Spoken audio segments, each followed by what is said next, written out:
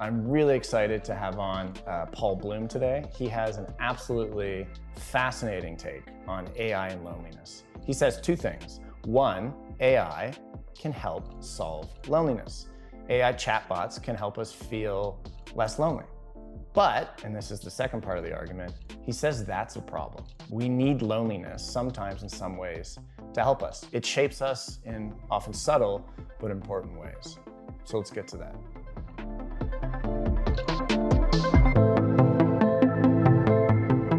I want to welcome the wonderful Paul Bloom onto the show. I am thrilled to be here. You are a professor of psychology at the University of Toronto. You're a professor emeritus of psychology at Yale. So you've been putting out some really fascinating work on AI and loneliness. So we're going to get into all that. But first, let's sort of set up our problem here. The United Kingdom created a minister of loneliness. Japan created a minister of loneliness. How should we understand the problem of loneliness? Loneliness is awful. Loneliness is one of the most terrible forms of human suffering. And, you can think of it in terms of solitude. You just have nobody in your life. And a lot of people in the world are like that, particularly old people, institutionalized, no friends, no family, spending their days and nights alone. But, you could feel loneliness even if you're surrounded by people. If you don't feel loved or respected, understood and needed. Loneliness is terrible health consequences. It's presumably worse than being obese, worse than smoking a pack a day. Yeah. But, even if it had no health consequences, anybody who suffered from periods of deep loneliness knows how bad it is. And there's an evolutionary component. I think there's this feeling of way back in the day, prehistorically, if you were away from your people, it was a danger. You survived with others. So there would be these evolutionary, like almost alarm bells that go off. Is that why it's so painful? Does that tell a bit of the story? I think it tells the most important part of the story. Okay. We live in an unusual time now where I really could go a very long time without talking to anybody. I could order my food in from Uber Eats and have them drop it off at the door. I get my entertainment through Netflix. I could read books, and I could live on a solitary environment and maybe do fine.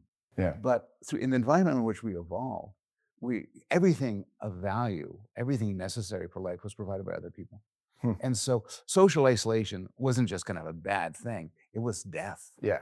And in fact, if you were to be abandoned by your group, it's essentially a form of murder. Yeah. This is what they do when they want to kill somebody. They leave you behind, and then you're in the wilderness by yourself, and then you die. Yeah, and this is the hardware we're left with when we're alone. Okay, so in steps AI. We have, I think more and more people are using chatbots, be it Claude, be it ChatGPT. We can go on slowly here, there's a lot. How can, in your view, AI and chatbots help someone feel less lonely? Well, a lot of people say that they get some sort of social sustenance from interacting with Claude or Gemini, ChatGPT. The data are controversial, and we should get into this. There's a lot of studies showing that in a short term, you find loneliness goes away. Yeah. You enjoy these contacts. In the longer term, there was a study that just came out looking at people over a course of a year. Yeah. And at the end of the year, people get actually more lonely if they're in constant contact with these AIs. If I was making the case for it, and I'm willing to partially make the case for it, I'll think about the old. So there's a lot of elderly people, millions upon millions of people who are many of them are in institutions. Their family won't see them, or their family is dead. They have no friends. They are totally isolated. Maybe they have dementia. Yeah. Maybe they have all sorts of problems that make them difficult to communicate with. They spend their days and nights in an agony of loneliness. And if some sort of AI could make that problem go away, it would be a godsend. It would be wonderful. That's kind of like antidepressants. They can help people in the short term, but sometimes not in the long term. It's a weird analogy to throw out, but yeah. It's a great analogy, but fentanyl. There's something like fentanyl, powerful addictive painkiller. Right. I think I like that analogy because it reminds us we're going to talk about some of the negatives of this. Yeah. But if there was an 80-year-old who was in constant excruciating pain, give them fentanyl. Yeah. So they become addicted. So then they live a life of pleasure instead of agony. Yeah. And I feel the same way. If these things could be painkillers, they could be antidepressants, and as a result, they can make the pain of loneliness go away. There's a lot positive to that. There's the poop out effect, they call it. Not a great term for antidepressants, where after a year, sometimes they stop working. The poop out effect for AI and chatbots you're describing. People over months can feel better and less lonely, and then they can feel worse. How should we understand what's going on there? I think we should admit we don't know. Okay. I mean, if I'm telling you about studies, and Yeah, I'll yeah, tell you about studies that were done a year ago using chatbots from a year ago. Now they're different. We just have not had enough time with them to know yeah, about their short-term effects or long-term effects for good or for bad. yeah. And so it's going to be. I'm pretty confident it's going to that the prevalence of AI companions Hmm. is going to transform our lives. I don't know how it will transform our Yeah. lives. In 2024, you published a paper in praise of empathic AI. I think it's fair to say that you got a wee bit of pushback on that. Yeah. Why do you think people recoil at this idea, especially of empathic AI? They require for some good reason. Yep. I mean, we were clear in the article, and I'll credit or blame the first author, Michael Inslet, Yeah. my colleague at University of Toronto. We were clear that by empathic we meant gives an impression of empathy, gives an impression of understanding, of connection. We're agnostic about whether or not it actually has any of these things. We probably can right now it doesn't, but it feels that way. What we did in our paper was recite study after study after study showing that if you don't know what you're dealing with, and we would put you in front of a person or a chatbot, we have you interact with a person or a chatbot, Yeah. the chatbot wins.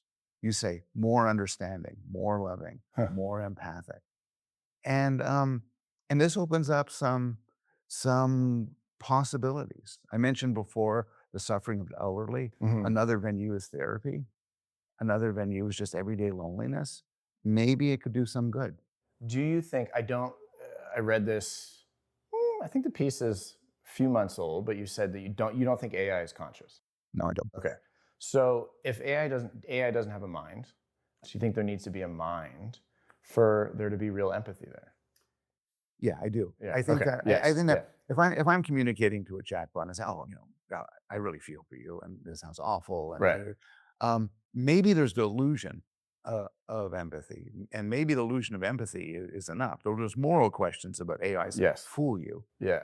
but still, without a mind, without consciousness, it's just it's fancy autocomplete. It's a sarcastic parrot. It's all of those things. Yeah. Yeah. Now, I don't think current AIs are conscious, Okay. and it's controversial. The godfather of AI, Jeff Hinton, a fellow U of T faculty member, Yeah. says current AIs are conscious and they have emotions and they have feelings and so on. I think this is mistaken, Okay. but I grant the possibility that 10 years from now we will be dealing with conscious AIs, and that's going to change everything. But what do we know? We don't really have a test for consciousness. So I think in your piece you talked about how folks that might be getting some nourishment from talking to an AI and feeling less lonely, there might be a level of self-deception there where they have to. But we don't really know for sure. We can't know when and if that happens. No, you're right. We don't know for sure. We have no good theory of consciousness that could provide a test saying that's Yeah, yeah, conscious, that's not conscious, that's conscious. yeah, So the debate over history has been happening over all sorts of animals. Most yeah, people would say, oh, well, a dog or a cat has some degree of real experience, can feel pain, for instance. What about cockroaches, bees, shrimp? yeah. It gets more complicated than that. And now we have to ask the question about AIs, and we have no way of knowing. All we have is intuitions, Mhm. basically. Yeah. So in terms of therapy, I was once taught cognitive behavioral therapy by something called a Wobot. It wasn't a large language model. It was done by these brilliant folks at Stanford. And that's very formulaic. But for a lot of people, therapy is a big part of it is just being able to sit with someone and having an actual mind listen to you. So I'm curious, where are we at now with understanding how effective AI can be, chatbots can be as a therapist? There are some preliminary studies which provide somewhat promising results, but I wouldn't trust them or make too much of them. Yeah. I think for some of the therapeutic interventions that are sort of by the numbers, where you say, do this, then do this, then do this, fill out this checklist and so on. Yeah. Versions of CBT, for instance, Yeah. I wouldn't be surprised to see AI chatbot doing quite well at Hmm. them. But for the sort of, tell me about your mother sort of thing, Right. the sort of more tell me about your life, the, the, the deep relationship forms of therapy, then it's a bit more complicated. And they can be quite sycophantic. So I found if I put queries, it'll almost know what I want to hear. And sometimes maybe that's not great for a therapist to just go along with whatever your whims are. And of course, we know the very sad, tragic case of someone committing suicide with the help of AI. So the sycophancy of AI they're sucking up is a Yeah, huge problem. yeah, There are now many studies finding that these AIs, the big ones, are hmm, far more sycophantic than any person would be. That this sycophancy actually affects people. yeah. People actually believe what they are told. They believe that they are smarter. They believe that they are more moral. And a recent study that just came out, I think a couple of weeks ago, finds that exposure to sycophantic AIs makes you less satisfied with Hmm. your existing human relationships because the AI is telling me I'm brilliant, I'm beautiful, Yeah, everything I say is like, my wife, my kids, my friends, they don't do that. right. They don't appreciate how wonderful I am, and so Yeah. they're kind of grates, and I want to go back to this sycophantic machine that really makes me feel good about myself. It draws out the more narcissistic parts of us Yeah, a little and bit. you might think, well, how big a deal could this be? You change the settings. Everybody who uses Chat or Claude knows you can just change the settings. They stop doing that. Yeah, But I think the problem is, in the short term at least, we don't want it to stop doing it. We like the feeling of being praised and being comforted. yeah. So, and in that way too, it's like a drug. Yeah. And back to the empathic part. I've always been quite obsessed with how we look at each other. Not just you and I, Paul, but people in general. I think a lot of therapy is undoing and learning how you were seen when you were a kid. If you were neglected, if you weren't attuned to, if you were seen with malevolent eyes or angry eyes. And then on the other side of that, if you think about your best relationships in your life, those are ones where you feel seen and heard. And for me, there's this feeling of home. And if I was going to think of a word that's the opposite of loneliness, it would be home. And home may be where you hang your hat, maybe where your heart is, but I think home is where your people are. Home is inevitably like relational. And so I'm curious, do we need others to feel that sense of home? And further down the horizon, could a chatbot ever offer that sense of home? I mean, it may offer it now, at least some people. A lot Okay. of people receive solace from chatbots. Yeah. We don't know where the technology will be 10, 20 years from now. I mean, right now, for instance, we communicate with chatbots by talking or by typing. But how far are we away from something where I'm staring at a screen, a big screen, and there it is, as if I'm looking at you? This handsome, normal-looking guy staring at me with interest and engagement. Okay. But now it's an AI. But I can't help but see it as a person. Yeah. Okay. And we do that with everything. We see minds everywhere very easily. Is that a good thing or a bad thing? It is. We talked before about evolution. It Yeah. makes kind of sense to quickly jump to the inference. There's somebody there. There's somebody looking at me. You get it wrong, no big deal. You get it, but you don't want to miss a case where there's a real mind out there. Yeah. But I think it could lead us to be fooled, Yeah. and that would have moral problems. If there's a little bit of irony because we um we take animals which we know are conscious. If Hmm. we know anything, we know our pigs and cows are conscious. We they Crows suffer. can recognize themselves in a mirror. Uh, you know, chickens, pigs have deep, complex social hierarchies, relationships, and so on. They die terribly by the billions, and it would be funny or ironic, at least, if, Yeah. if we continue to neglect their suffering, we become exquisitely attuned to the suffering of chatbots. So what other moral problems do you potentially see? Well, I'm not entirely positive about the use of these AIs in alleviating loneliness. I think for the elderly, Okay. I really am positive, but for younger people and young adults are Hmm. those who suffer the most from loneliness. Yeah. Um, I think that there's real risks, and there's a couple of risks, but Yeah. but but one I'll focus on is from the sycophantic nature of these AIs. Hmm. I think takes away the opportunity for social growth and learning. Yeah. So Yeah. you're a teenager and you tell long boring stories, but you learn that you're boring people and they tune out. Hmm. You're not a very good social person, and so you get better. You learn to apologize Yeah. because you offend people. You learn to express an interest in other people because this is how they stick around and are your friends. Yeah. Yeah. But An AI needs none of that. An AI will never need an apology from you, will never roll its eyes as you tell your boring story, will Yeah. never be offended. Everything you say is wonderful Mhm. to it. Now, this might be immensely pleasurable to deal with, but Yeah. it's also a recipe for creating a really awful person. Hmm. So if we did, and this is the big if AI companions evolved to a level that they did solve for loneliness, bigger picture, would we be better off? In some ways, I mean, my answer is not going to be a neat one. No, In that's good. some Yeah, ways, obviously, yes, because loneliness is a form of suffering. A parallel question: if we'd all take enough fentanyl, that it would obliterate all of the everyday aches and pains, all of the suffering of chronic pain and so on. Wonderful, wonderful, yeah, wonderful. But the negative side is, say, just zooming in on AI, the negative side is it might ruin our capacity to have relationships with others. yeah. It might make us worse people. It might make us lose the sort of social give and take with other people who have their own needs, their own desires, their own priorities Yeah. that I think make us human. Hmm. And you take that away, I think in some ways that's a disastrous consequence. So do we need, and it's tough. There's lots of gray area here, but do we need loneliness in our lives sometimes in some measure? I think we definitely need social pain. Okay. I think social pain is the corrective force. Just like, you know, a toddler learns to walk by falling down. Hmm. A cook learns to cook by tasting the food and it's not quite right. A boxer learns to block by getting punched in the face. We learn to become social creatures by messing up sometimes, by Yeah. trial and error.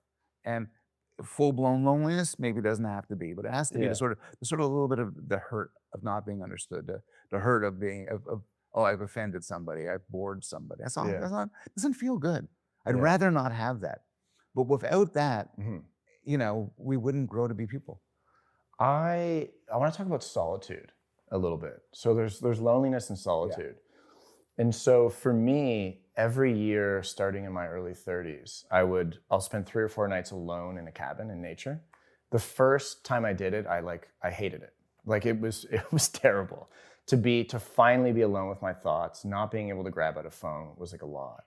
And then as I did it a bit more, kind of got over the hump, and it was this really nice feeling of being alone with my thoughts.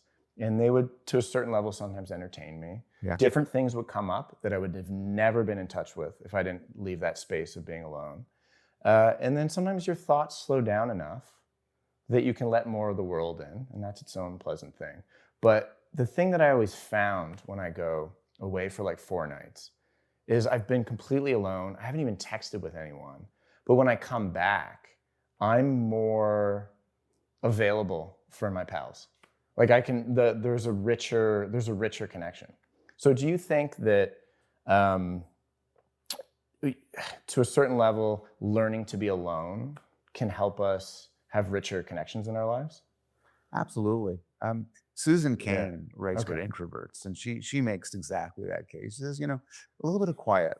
Her book's called Quiet, and a Yeah. little bit of quiet, a little bit of time away from people, time to reflect, um, allows us to expand our creative pursuits, allows us to think through things, allows us to expand as people. Mhm. So just as contact with other people, very important, but also being by ourselves is very important.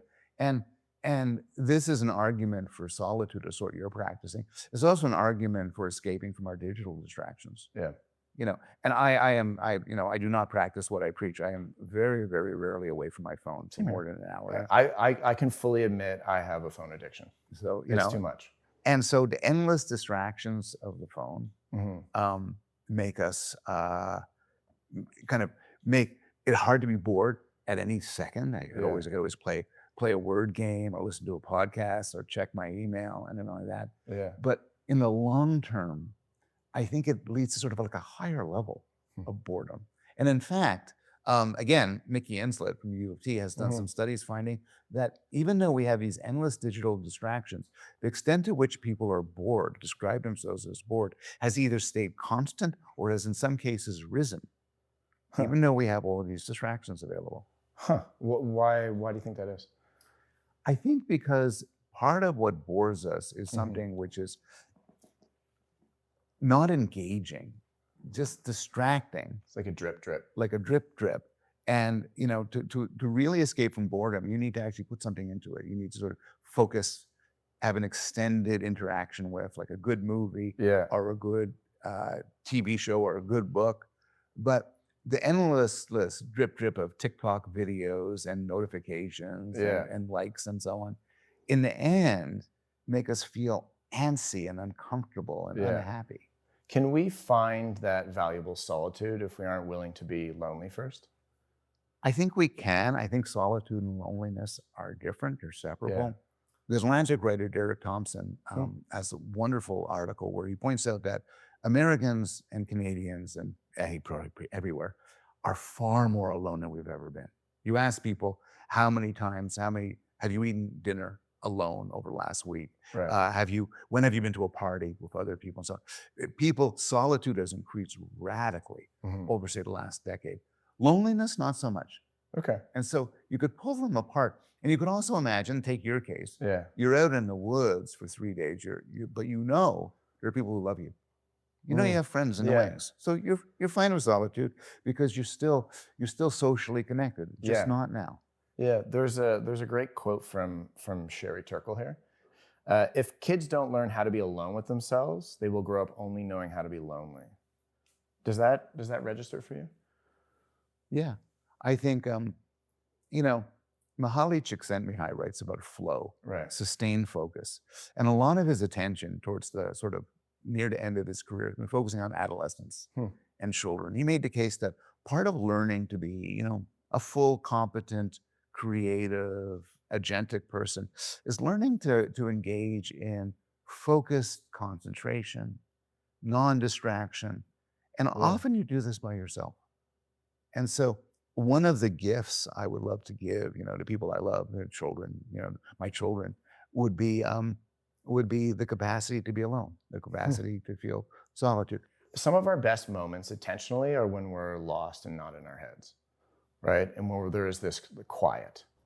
It feels like we're creating a world. Yes, we all know the social media thing, the constant distraction. It's intentionally grabbing us at every moment. But now we potentially have these chatbots at any moment we can just be querying anything with, whether it's to be lonely or not, whether it's to reaffirm that that person shouldn't have said that thing to me in the meeting. And of course it will reaffirm it. It feels like we have this tidal force of a $1 trillion economy that's moving our attention all in the place we know makes us more miserable versus the place where we're slow and present. Yeah. Is that too catastrophic? No, it's catastrophic enough. Okay. But that should be your podcast name, by the way. Catastrophic enough. But we're to blame. That should be my podcast. we're to blame. They're only giving us what we want. Yeah. We complain that they give us these 5-second videos. That's what we want. We want the endless release, the endless distraction, the endless entertainment, and so on. As chatbots get more popular, we always want to be able to talk to somebody. We always want to be praised. We always want support. And there's a distinction between what we want and what's good for us. But, we'll get what's good for us as soon as we're willing to pay for it and give up what we want in the short term. Yeah. So we need to feel the discomfort of loneliness sometimes to live good lives. I'm trying to package this into the sweet spot. So how does this insight, do you think, connects to the larger premise of the sweet spot, the pleasures of suffering and the search for meaning? Yeah, the larger premise of the sweet spot, available at your better bookstores everywhere. Yeah. The larger premise is that a good life includes suffering, includes pain, and includes struggle. Yeah. And it does this in a couple of ways. One thing is, even a lot of pleasure includes pain. Spicy foods and hot baths and BDSM and so on. Yeah. There's sort of a pain-pleasure balance where sometimes exposing yourself to pain and suffering expands and gives you more pleasure. And I spend the first part of the book talking about that. Yeah. But the big argument is that what makes a life valuable is meaningful pursuits. And we're wired up such that for something being meaningful, it has to be hard. Yeah. I ran a New York Marathon a long time ago, and I was out of shape, and it took me a long time to train for it. Yeah. And it meant a lot for me. Yeah. I have friends who are in great shape, and probably could just hop over and run the marathon the next day, but it won't mean that much to them. Right. You ask people what's meaningful in their lives, and they'll tell you raising kids, Yeah. starting a business, being married, Yeah. intellectual pursuits, physical pursuits. But what they have in common is they are in some way morally good. They make the world better. They help other people. But Yeah. also they have in common is they're hard. They're difficult. Yeah. They the jobs that people rank as most meaningful are jobs like social worker, being in the military, being part of the clergy, being a doctor. Yeah. Jobs that involve tension, difficulty, struggle, and so in some way, difficulty and struggle is part of a good life. Do you think we recognize these moments in our lives where there is that sweet spot of friction and difficulty and challenge as good, or do we really just note the very easy, pleasurable ones and feel like that's the good life for us? I think people differ. Okay. I think people differ a lot. I think some people have sort of understand themselves well enough that they go for the difficult thing. Yeah. I think other people are just maybe wrong about what makes their life fulfilling, so they'll watch Netflix and drink and just do nothing, sit on the sofa and do nothing. Yeah. And, they're not entirely wrong. There's pleasures to be had that don't involve suffering, Yeah. that don't involve difficulty. But I think they're sort of wrong in the long term. Yeah. I think the advice I would give to somebody I cared for is take on the big, difficult life projects. Find a relationship, raise children, start a business, write a book, learn a new language, whatever. And it's not going to be fun in a simple sense of fun. Nobody's, pouring champagne down your mouth while rubbing your shoulders. Yeah. But it's still in the long term where you'll look back and say that was a great life.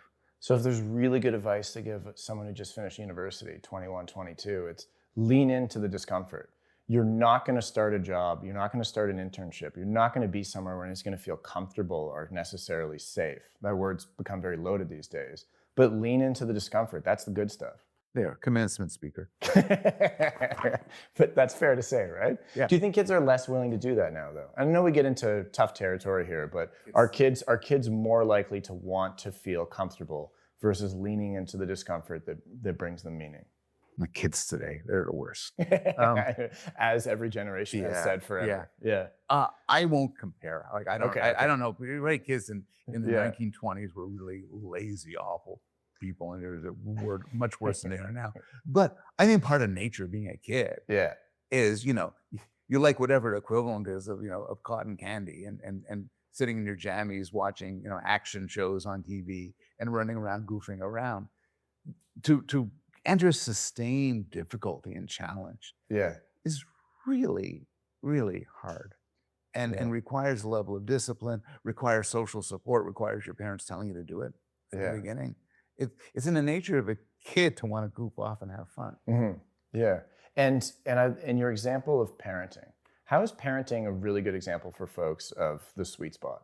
Because I think some people, this may have been a little bit further back in the day, were sort of sold parenting as this wonderful thing that's great all the time. But a bunch of my friends have just had kids, and they have been struggling a little bit with like, this is really hard sometimes. This really sucks. But that's kind of the point, isn't it? So there's data on parenting. The great question is, does having kids make you happier, less happy?